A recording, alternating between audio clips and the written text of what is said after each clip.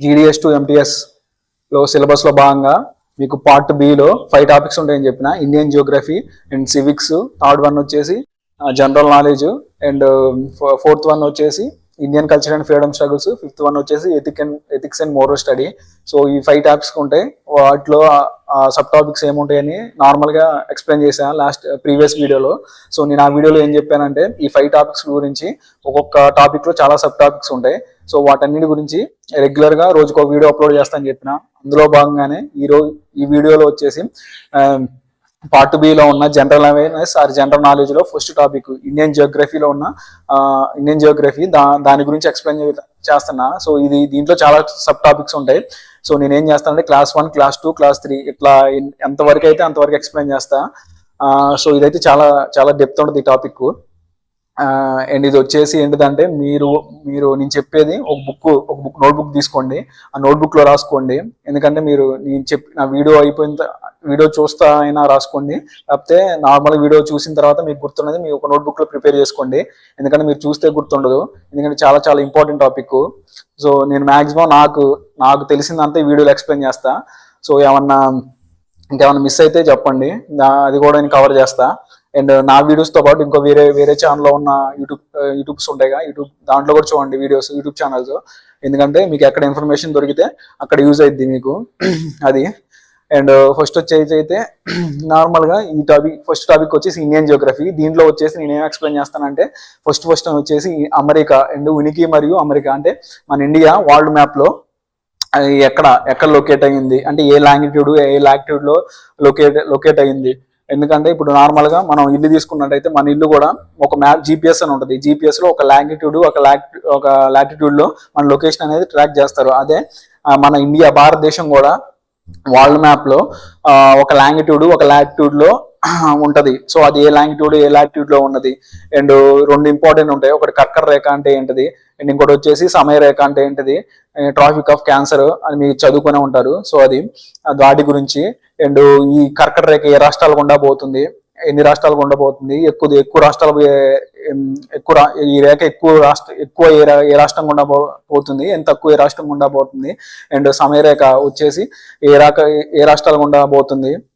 And ఇంకా ఇది India పొడవు ఎంత, ఇండియా వెడల్పు ఎంత.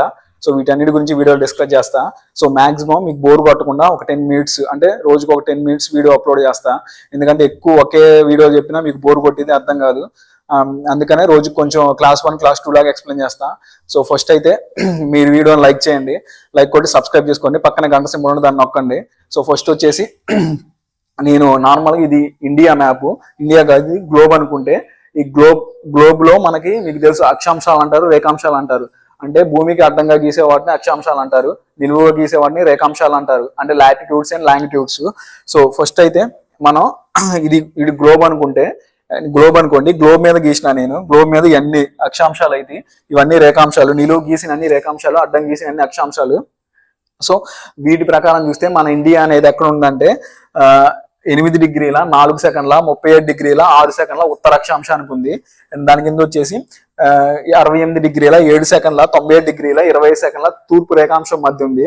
ఇది చాలా చాలా ఇంపార్టెంట్, ఇది గుర్తుపెట్టుకోండి.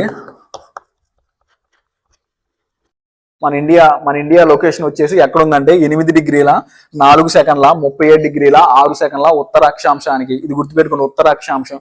అండ్ 68 డిగ్రీల 7 సెకండ్ల 97 డిగ్రీల 20 సెకండ్ల తూర్పు రేఖాంశానికి మధ్యలో ఉంది మంది. సో ఇది ఎట్లా అంటే చూడండి, ఇవి మనం ఇవన్నీ అక్షాంశాలు అని చెప్పిన, ఇవన్నీ రేఖాంశాలు అని చెప్పిన. సో ఈ లొకేషన్ లో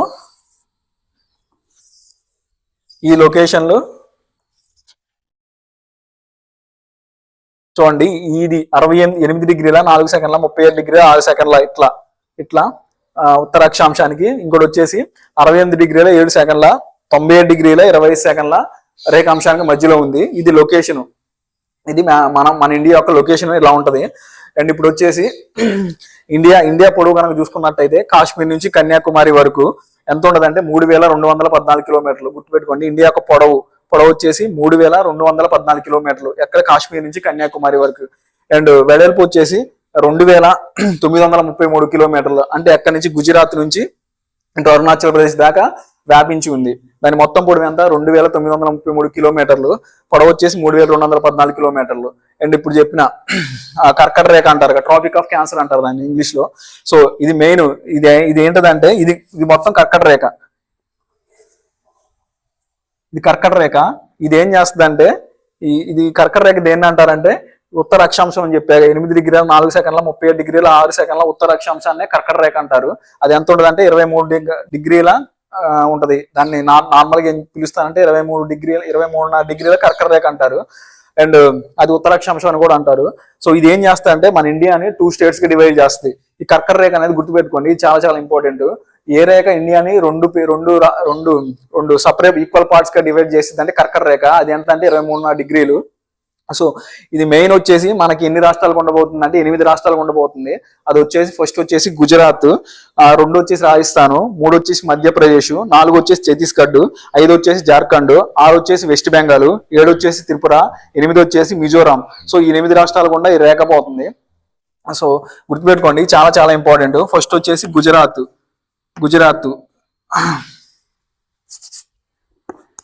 ఫస్ట్ వచ్చేసి గుజరాత్, సెకండ్ వచ్చేసి రాజస్థాన్, థర్డ్ వచ్చేసి మధ్యప్రదేశ్, ఫోర్త్ వన్ వచ్చి ఛత్తీస్గఢ్, ఫిఫ్త్ వన్ వచ్చేసి జార్ఖండ్, సిక్స్త్ వచ్చేసి వెస్ట్ బెంగాల్, సెవెంత్ వచ్చేసి త్రిపుర, ఎయిత్ వచ్చేసి మిజోరాము. గుర్తుపెట్టుకోండి, ఇది వచ్చేసి కర్కట రేఖ అనేది 8 రాష్ట్రాలు గుండా పోతుంది. ఫస్ట్ వచ్చేసి గుజరాత్, సెకండ్ వచ్చేసి రాజస్థాన్, థర్డ్ వచ్చేసి మధ్యప్రదేశ్, ఫోర్త్ వచ్చేసి చండీగఢ్, ఫిఫ్త్ వచ్చేసి జార్ఖండ్, తర్వాత సిక్స్త్ వచ్చేసి వెస్ట్ బెంగాల్, తర్వాత సెవెంత్ వచ్చేసి త్రిపుర, ఎయిత్ వచ్చేసి మిజోరాము. సో ఈ మిజోరాం అనేది త్రిపుర అనేది నార్త్ ఈస్టర్న్ సర్కిల్ అంటే ఈశాన్య రాష్ట్రాలు అంటారు, వీటి గుండా కూడా పోతుంది. సో ఇక్కడ ఇంపార్టెంట్ బిట్ ఏంటంటే ఇది ఎక్కువ దూరం ప్రయాణించే ఈ కర్కట రేఖ ఏ రాష్ట్రం గుండా ఎక్కువ ప్రయాణిస్తుందంటే ఫస్ట్ వచ్చి మధ్యప్రదేశ్ గుండా ఎక్కువ ప్రయాణిస్తుంది. తక్కువ ప్రయాణించే రాష్ట్రం ఏదంటే రాజస్థాన్. గుర్తుపెట్టుకోండి, ఎక్కువ దూరం ప్రయాణించేదేమో మధ్యప్రదేశ్ ఈ రేఖ, తక్కువ దూరం ప్రయాణించేది వచ్చేసి రాజస్థాన్. ఎక్కువ దూరం ప్రయాణించేది మధ్యప్రదేశ్ ఇక్కడ ఉంటది, తక్కువ దూరం ప్రయాణించేది రాజస్థాన్. అది ఇక్కడ వరకు మీకు క్లియర్ అయింది అనుకుంటున్నా. తర్వాత వచ్చేసి ఇది తూర్పు ఉత్తర అక్షాంశ రేఖ అన్నాం, కర్కట రేఖ అన్నాం. సేమ్ అదే 68 డిగ్రీల 7 సెకండ్ల 97 డిగ్రీల 20 సెకండ్ల తూర్పు రేఖాంశం. ఇది ఎట్లా ఉంటది, ఇది రేఖాంశాలన్నీ నిలువు ఉంటాయి అని చెప్పిన ఇది. సో ఇది ఏం చేస్తా అంటే ఇది 82 డిగ్రీలు ఉంటది. 82 అనేది దీన్ని ఏమంటారంటే సమయ రేఖ అంటారు. ఇంగ్లీష్ లో జిఎంటీ అంటే గ్రీన్విచ్ మీన్ టైం అని అర్థం, దాని సమయ రేఖ అంటారు. సో ఈ రేఖ వచ్చేసి ఎన్ని రాష్ట్రాలు గుండా పోతుందంటే ఈ రేఖ వచ్చేసి 6 రాష్ట్రాలు గుండా పోతుంది. ఫస్ట్ వచ్చేసి ఆంధ్రప్రదేశ్, సెకండ్ వచ్చేసి ఒడిశా, థర్డ్ వచ్చేసి చండీగఢ్, ఫోర్త్ వచ్చేసి మధ్యప్రదేశ్, ఫిఫ్త్ వచ్చేసి ఉత్తరప్రదేశ్, సిక్స్త్ వచ్చేసి పాండిచేరి. 6 రాష్ట్రాలు గుండా పోతుంది. సో ఇది గుర్తుపెట్టుకోండి. దీనికి ఈ తూర్పు సమయరేఖ అనేది ఆంధ్రప్రదేశ్, ఫస్ట్ వచ్చేసి ఆంధ్రప్రదేశ్, సెకండ్ వచ్చేసి ఒడిశా, థర్డ్ వచ్చేసి చండీగఢ్, ఫోర్త్ వన్ వచ్చేసి మధ్యప్రదేశ్, ఫిఫ్త్ వన్ వచ్చేసి ఉత్తరప్రదేశ్, సిక్స్త్ వన్ వచ్చేసి పాండిచేరి.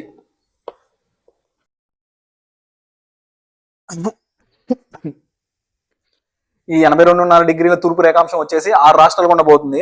ఫస్ట్ వచ్చేసి ఆంధ్రప్రదేశ్, సెకండ్ వచ్చేసి ఒడిశా, థర్డ్ వచ్చేసి చండీగఢ్, ఫోర్త్ వచ్చేసి మధ్యప్రదేశ్, ఫిఫ్త్ వన్ వచ్చి ఉత్తరప్రదేశ్, సిక్స్త్ వన్ వచ్చేసి పాండిచేరి. వీటన్నిటి గుండా పోతుంది. సో ఇది చాలా చాలా ఇంపార్టెంట్.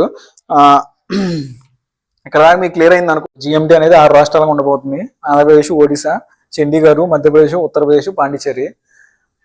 మీకు క్లియర్గా అర్థమైంది అనుకుంటున్నా. సో ఈ రోజుకి ఈ వీడియోలో ఎంతవరకు చెప్పిన, ఎందుకంటే మొత్తం ఒకేసారి చెప్పినా మీకు కన్ఫ్యూజ్ అవుతారు. సో రోజు కొంచెం చెప్తా. సో ఇది క్లాస్ 1. సో ఈ వీడియోలో వచ్చేసి మెయిన్ మీరు కాన్సన్ట్రేట్ చేయాల్సింది సో ఇండియా ఏ లాంగిట్యూడ్ మధ్య ఉంది.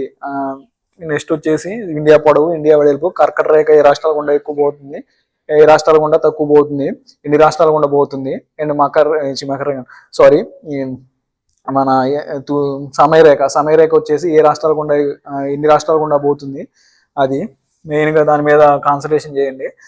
ఉమ్, అంతే ఈ వీడియోలో. సో నా నెక్స్ట్ వీడియోలో వచ్చేసి ఇండియా యొక్క భూ సరిహద్దులు, అంటే ఇండియా పక్కన చాలా దేశాలు ఉన్నాయి కదా, సో ఏ దేశాల్లో సరిహద్దులు పంచుకుంటుంది, నెక్స్ట్ ఇండియా యొక్క అంతే తీరం, అంటే సముద్రం కూడా ఉంది, మనకు భూభాగం ఉంది. సో వాటి దేంతో ఎక్కడెక్కడ సరిహద్దులు పంచుకున్నదని క్లియర్ ఎక్స్ప్లెయిన్ చేస్తాను నెక్స్ట్ వీడియోలో. సో ఇవాళకైతే ఈ వీడియోనే, ఇది క్లాస్ 1 అండ్ నెక్స్ట్ వచ్చేసి క్లాస్ 2. సో దీంట్లో ఏమైనా మిస్ అయితే చెప్పండి, నేను వేరే వీడియోలో కవర్ చేస్తా టాపిక్స్ ఏమైనా మిస్ అయ్యింటే. అండ్ ఈ వీడియోలో ఏమైనా మిస్టేక్స్ ఉంటే చెప్పండి, అండ్ దీని గురించి ఏమైనా డౌట్ ఉంటే కింద కామెంట్ చేయండి, కామెంట్కి రిప్లై ఇస్తా. And thanks for watching my video.